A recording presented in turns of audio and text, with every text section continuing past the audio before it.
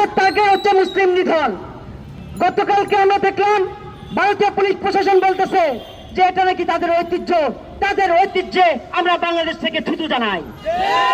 যদি ভারতীয় পুলিশ প্রশাসনের ঐতিহ্য হয় যে মুসলিম নিধন, তারা প্রকাশ্যে ঘোষণা করুক ভারতীয় মুসলমানদের স্থান নেই, আমরা বাংলাদেশে তাদের জায়গা করে দেব। এবং যে সমস্ত বাংলাদেশের হিন্দু ভাইরা আছে, আপনারা রাস্তায় নামান, প্রতিবাদ করুন।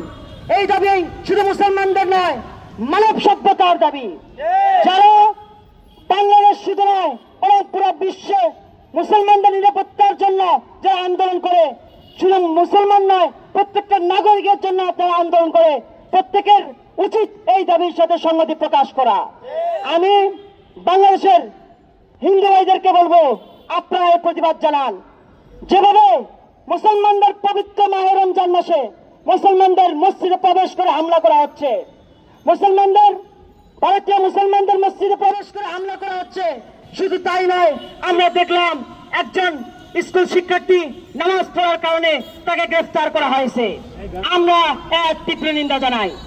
যদি ভারত এই মুসলিম নিধন বন্ধ না করে, তাহলে বাংলাদেশের প্রত্যেকটা মানুষ, প্রত্যেকটা নাগরিক আমরা রাজপথে নেমে যাব, ভারত অভিমুখে লং মার্চ ঘোষণা করব।